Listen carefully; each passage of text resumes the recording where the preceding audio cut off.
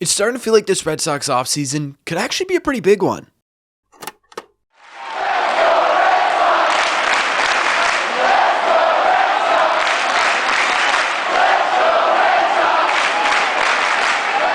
What is going on, everybody? Welcome back to Red Sea Radio. My name is Corbin. Welcome back to what's starting to feel like the annual video where I say, hey man, this could be a really good year for the Boston Red Sox. And then most times it doesn't end up being a really good offseason for this Red Sox team, right? But things feel a little bit different this offseason, don't they? I mean, my first couple of years on this channel, the tone of the video was a lot of, yeah, these are great words. Yeah, they're pumping us up for this offseason, but hey, we got to believe it when we see it. For the first time on this channel, coming into an offseason, we've already kind of seen it a little bit. And I'm not saying it's been like a crazy, incredible offseason last year, but it was legitimate, significant progress, right? There were big, legitimate headline moves made by this Red Sox team that got them to their first postseason in 4 years. I'm talking the trade of Garrett Crochet. I'm talking the signing of Alex Bregman. I'm talking the signing of Aroldis Chapman, even though I didn't really like it at the time. Still don't love the person. Do love the player, right? A little bit of a love-hate relationship over there with him. But regardless, those were big moves, right? And the Red Sox also made smaller, maybe not headline moves, but really impactful moves regardless, right? Narvaez, I think, under the radar was a really big pickup for the Red Sox. You know, Justin Wilson quietly was a really great pickup for this Red Sox team. So now all of a sudden you're sitting there and you're saying, well, wait a second.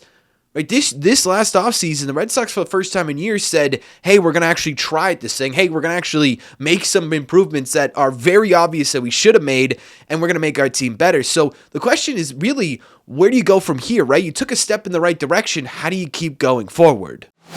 And I do think there's some real backing to this idea of how do we take this next step forward. And all of that starts with, of course, Craig Breslow. At the end of the year press conference this season, I said in our sort of recap video of it, there was one thing that really stood out to me. It was that this was sort of not really a end of the year press conference, as it more so felt like a business meeting of sorts, right? Over the past couple of years, like I said, they've done this thing where for like 45 minutes, they go up there and Sam Kennedy's speaking for like 90% of it. And he's just blowing smoke up our butts and trying to make us say, hey, we realized that this team was exactly what we thought it was going to be at the beginning of the year, but there's hope that it's going to be different next season, right? I mean, there's so many different quotes that we could point to. I mean, there was a legitimate time where he flat out called us liars. Now, that wasn't at the press conference, but you guys understand what I'm saying here, right? This year, it wasn't so much that. Sam Kennedy got up there, he gave like a 2-minute thank you to the fans, blah, blah, blah, blah, blah, and then Craig Breslow took over and he just sort of sounded pretty matter-of-factly. Right? Matter-of-factly, sort of, I know what needs to be done and I know what needs to get done. And I don't think anything really embodies that as much as this quote right here, where he said,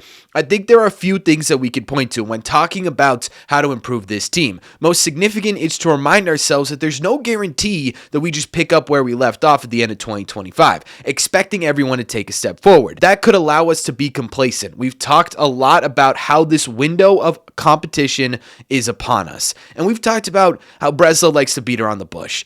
Answer a question without not actually answering a question, right? He's probably one of the best in Major League Baseball at doing that, but this wasn't so much that. Right, again, I go back to that sort of, this was a business meeting type mentality where this was just kind of laying it out. But he's essentially sitting here saying, look, we did better than we've been over the past few years in 2025, but we weren't good enough. Right, we can't sit here and assume that coming back to 2026 with the almost same roster that we had in 2025 and expect different results is something we should be doing, right? And I think that's really, really important to remember as we go on here. And again, I get it. A lot of people don't believe anything this front office tells them. There's legitimate reasoning for that, right? Again, I mean, we're talking about years where it was... I mean, there were some tough things said during off seasons over the past few years, right? So I get that. But there was another quote here that he did actually on 310 to Left podcast where he spoke with TC and Alex Spear about specifically the pitching that kind of reminded me of this one. It was, quote, what we need to do and what we will do over the course of the offseason is to take a step back and really recognize what type of potential pitching additions or acquisitions really move the needle for us, because we do have what I would suggest as a strong group of pitching depth. Again, he isn't so much talking about, hey, we just need to simply add a pitcher, right? Which was kind of the sentiment we've heard over the last few offseasons. This is saying, hey, we need to add a legitimate needle-moving starting pitcher, right? It was very specific, it was very targeted, it was very honest. And that's not, again, something that Breslow does pretty often, right? Again, this guy would sit up there and it would be like, he would say 10 sentences and you'd be like, wait, what were we talking about again? Right? I mean, he's a master at it. So for him to come out here and just sort of bluntly say what he's saying, to me is a real indication that, there's not this feeling of, oh, we got to surprise people. It's, we understand what's expected of us and we're going to go out and we're going to do what we do. And the last time they went into an offseason saying they needed a needle-moving starting pitcher, we ended up with Garrett Crochet, right? So there's legitimate backing to this now, and I think that's an important thing to remember. But again, I get it. You guys might not believe Craig Breslow, and I think that's totally fair given how the last few years have gone. But what about one of the most coveted, I would say respected is probably a better word for it, beat reporters for the Boston Red Sox, and Alex Spear, who went on the Great Sox Prospects podcast and had this to say about what he thinks the Red Sox offseason is going to look like. Quote, I would be really surprised if the Red Sox had a run-it-back offseason. I would be pretty surprised if they had a looking to just move food around the plate offseason. I think that they are going to be some big swings again in this offseason, potentially measured by the end of the collective bargaining agreement. Now, again, very similar to what Breslow said, right? Where you're talking about, hey, they can't get complacent. I think they understand they can't get complacent. I think they're going to continue to move the needle forward. But there's one thing in this quote specifically that stands out to me that I don't think we've really talked a lot about.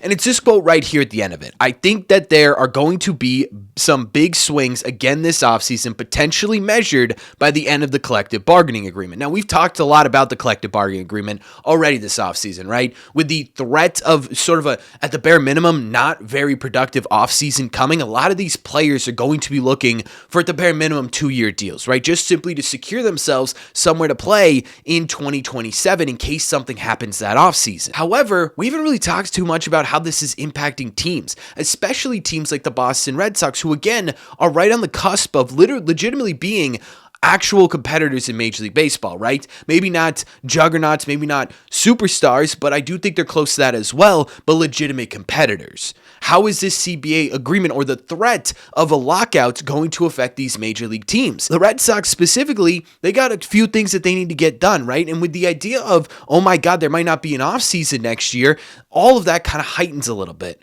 Right, so not only are you sitting here talking about the idea of the Red Sox seeing what happens when you actually invest in a product, seeing what happens when you make those big headline moves, and for the first time in 4 years making a postseason, but also seeing how you fell short and where you instantly need to improve to actually propel yourself past where you got last season, but you also have a kind of limited time to do that. Right, so if you're not going to believe Craig Breslow in terms of the quotes that he gave, if you don't want to believe Alex Spear in terms of what he's hearing from this Red Sox front office, what about the overall situation?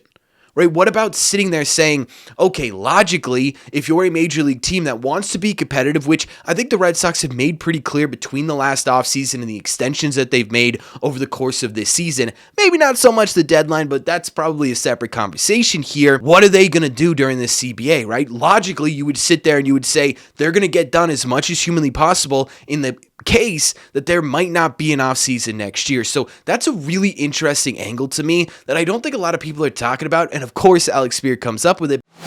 But the bigger question, the question everyone's going to be asking all the time is, what is an aggressive offseason actually going to look like, right? What is a big move offseason going to look like? Because, yeah, the Red Sox made some headline moves last offseason, but they also missed a few times last offseason. I mean, they were a year off of getting Max Fried. If you grabbed that guy and gotten Garrett Crochet, all of a sudden you wouldn't have a need for another starting pitcher, right? You would have that figured out. You were in the ballpark, not exactly close, but you were in the ballpark for Juan Soto, but still no cigar over there. Again, if you had picked up that guy by some miracle, you'd probably be sitting here saying you don't really need another bat in this Red Sox offense. We can just run it back with Bregman and go out and get a pitcher, right? But they weren't able to accomplish those things. To me, what an actual big move offseason is going to look like for the Boston Red Sox is getting some of these marquee free agents or a marquee free agent that is going to sort of outbid other teams, right? We've seen them, restructure deals with Bregman in order to get him on this club, but there's a legitimate chance that you don't even have Bregman in 2026, so that big spending you did last offseason really isn't there, right? What I think the next step for Red Sox fans to really sort of get back on board with the idea